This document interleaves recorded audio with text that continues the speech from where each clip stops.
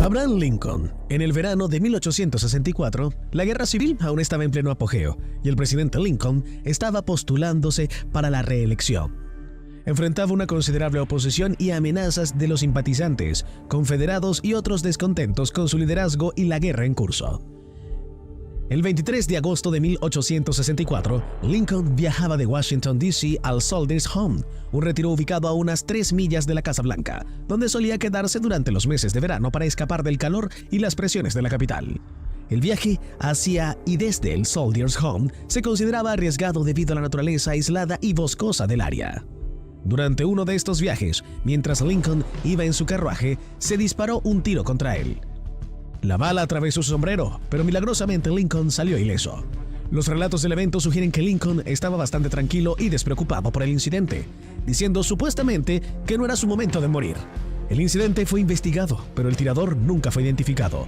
Su sospecha que simpatizantes confederados u otros individuos opuestos a Lincoln podrían haber sido responsables. En la noche del 14 de abril de 1865, el presidente Abraham Lincoln asistía a una obra de teatro en el Ford's Theater en Washington, D.C. La obra era Our American Cousin, y Lincoln estaba de muy buen humor ya que la guerra civil había terminado unos días antes con la rendición del general confederado Robert E. Lee. John Wilkes Booth, un famoso actor y simpatizante confederado, había estado conspirando contra Lincoln durante algún tiempo. Inicialmente, Booth había planteado secuestrar a Lincoln, pero después de la conclusión de la guerra decidió asesinarlo. Booth y sus conspiradores planearon matar a varios altos funcionarios del gobierno para desestabilizar el gobierno de la Unión.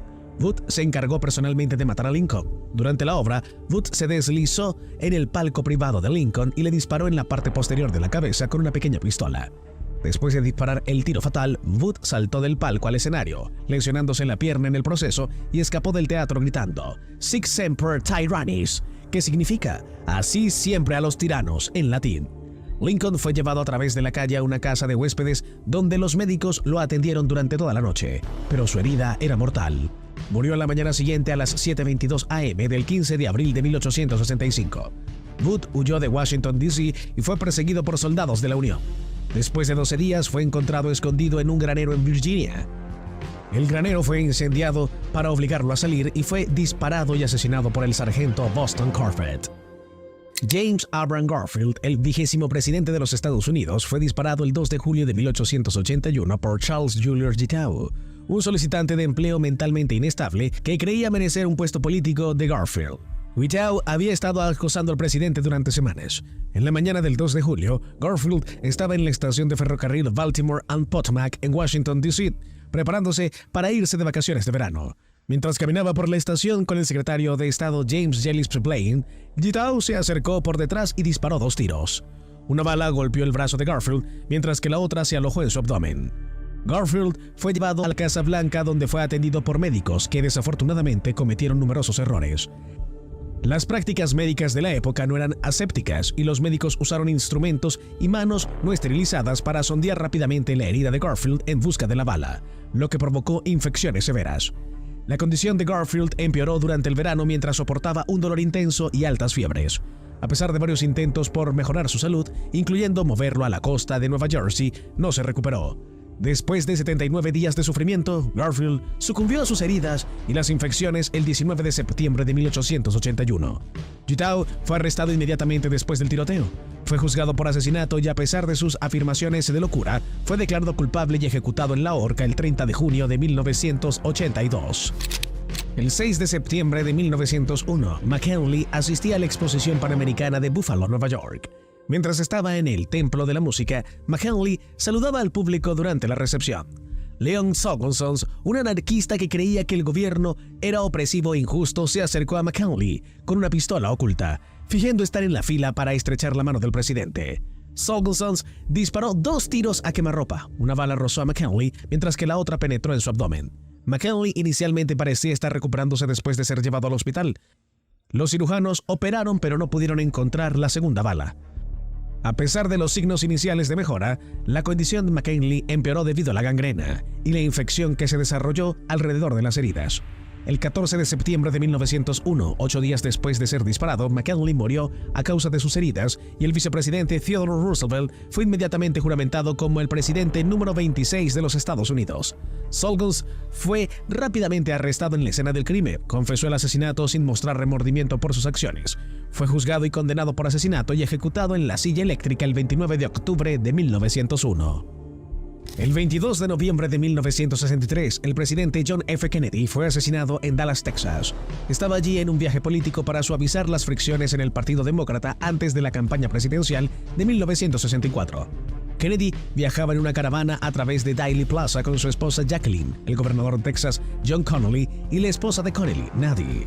A las 12:30 p.m., cuando la caravana pasaba por el Texas School Book Depository, sonaron disparos. Kennedy fue alcanzado por 2 balas, una en la espalda y la otra en la cabeza. El gobernador Connally también resultó herido. Kennedy fue llevado de urgencia al hospital Parkland Memorial, donde los médicos intentaron salvarlo, pero las heridas eran mortales y Kennedy fue declarado muerto a la 1 p.m. La nación quedó sumida en el shock y el duelo. Poco después del asesinato, Lee Harvey Oswald, un ex marín y desertor de la Unión Soviética, fue arrestado por el asesinato de un oficial de policías de Dallas, J.D. Trippett. Más tarde fue acusado del asesinato del presidente Kennedy. Oswald negó los cargos, alegando que era un chivo expiatorio. La comisión Warren fue establecida por el presidente Lyndon Johnson para investigar el asesinato en 1964. Concluyó que Oswald actuó solo al matar a Kennedy. A pesar de esto, numerosas teorías de conspiración han persistido, sugiriendo la implicación de varios grupos, incluyendo la mafia, la CIA, el FBI, cubanos anticastristas e incluso elementos dentro del gobierno de los Estados Unidos. El 30 de marzo de 1981, el presidente Ronald Reagan fue disparado mientras salía del Hotel Wilton en Washington, D.C. Los agentes del servicio secreto actuaron rápidamente empujando al presidente hacia su limusina y solo una de las balas disparadas desde el revólver calibre 22 alcanzó a Reagan. El presidente fue herido debajo de la axila izquierda y su herida solo se notó después de que comenzó a toser sangre. Con la bala alojado a solo 1 pulgada de su corazón, la herida del presidente era potencialmente mortal y Reagan permaneció 12 días en el hospital de la Universidad George Washington. El tirador fue John Higley Jr., quien había desarrollado una obsesión paranoica con la actriz infantil Jodie Foster después de ver la película Taxi Driver. Tras sus intentos fallidos de contactar a Foster, Higley llegó a creer que la única forma en que ella lo notaría era a través del asesinato de un presidente. Higley comenzó a acosar al presidente Jimmy Carter. Aunque había logrado acercarse a Carter, cambió su objetivo al nuevo presidente poco después de su investidura. Después de disparar 6 balas, Higley fue derribado y finalmente declarado no culpable por razón de locura. Permaneció en cuidado psiquiátrico institucional hasta 2016. En la noche del 14 de octubre de 1912, Theodore Roosevelt estaba en Milwaukee haciendo campaña para un tercer mandato como presidente. Mientras caminaba hacia el automóvil, una multitud comenzó a reunirse alrededor del candidato presidencial y Roosevelt se encontró cara a cara con George Sharp, quien estaba armado con un revólver calibre 38. La bala golpeó a Roosevelt en el lado derecho del pecho, pero fue protegido por un grueso manuscrito de un discurso de 50 páginas doblado por la mitad y el estuche metálico donde guardaba sus gafas. Mientras Crank era reducido, Theodore Roosevelt pidió clemencia para su atacante, restableciendo el orden antes de la llegada de la policía. A pesar del sangrado y la bala aún dentro de él, Roosevelt decidió dar el discurso que había planeado en el auditorio de Milwaukee. Después de su discurso de 1 hora, fue llevado a un hospital local y luego a Chicago, donde los médicos decidieron no extraer la bala. Roosevelt moriría con la bala aún dentro de su pecho unos años después. Scranton, quien afirmó tener sueños en los que el presidente estadounidense William McKinley lo acusaba de matarlo, había estado acosando al presidente a través de 8 estados con la intención de asesinarlo. Diagnosticado con esquizofrenia paranoide, Scranton fue encarcelado en una institución para criminales dementes donde moriría en 1943. El 30 de enero de 1835, Andrew Jackson, el 7º presidente de los Estados Unidos, asistía al funeral del congresista de Carolina del Sur, Warren R. Davis, en el Capitolio de los Estados Unidos. Al salir del funeral, Jackson fue abordado por Richard Lawrence, un pintor desempleado con antecedentes de enfermedad mental. Lawrence apuntó una pistola a Jackson y apretó el gatillo, pero el arma falló. Los testigos describieron el sonido de ambas pistolas fallando como una pequeña explosión, pero notablemente, ningún disparo alcanzó a Jackson. Conocido por su temperamento explosivo y su dureza, Jackson inmediatamente se lanzó contra Lawrence usando su bastón para defenderse. Varios transeúntes, incluyendo David Crockett, un congresista y héroe folclórico estadounidense, intervinieron rápidamente y sometieron a Lawrence. Jackson salió ileso. Richard Lawrence fue rápidamente arrestado y durante su juicio quedó claro que estaba mentalmente inestable. Creía que Jackson le impedía convertirse en el legítimo heredero al trono británico y que el gobierno de los Estados Unidos le debía una gran suma de dinero. Lawrence fue declarado no culpable por razón de locura y pasó el resto de su vida en varias instituciones. El 15 de febrero de 1933, un intento de asesinato se realizó contra el presidente electo Franklin Delano Roosevelt en Miami, Florida. Roosevelt estaba dando un discurso desde la parte trasera de un automóvil a una multitud cuando un inmigrante italiano llamado Giuseppe Zangara disparó varios tiros hacia él. Aunque Zangara falló al alcanzar a Roosevelt, hirió a varias otras personas, incluyendo al alcalde de Chicago, Anton Seamark, quien más tarde moriría a causa de sus heridas. Zangara fue rápidamente arrestado y posteriormente ejecutado en la silla eléctrica. El 1 de noviembre de 1950 se realizó un intento de asesinato contra el presidente Harry Truman en Blair House en Washington, D.C., donde se alojaba mientras la Casa Blanca estaba siendo renovada. Dos nacionalistas puertorriqueños, Oscar Collazo y Griselio Terrosola, lanzaron el ataque en un esfuerzo por atraer atención a su causa por la independencia. Terrosola disparó a un guardia y logró ingresar a los terrenos, mientras que Collazo fue apresado después de ser herido en la pierna. El intento fue neutralizado y Truman salió ileso. Ambos atacantes fueron capturados y Terrosola fue condenado a muerte, mientras que Collazo recibió una sentencia de cadena perpetua.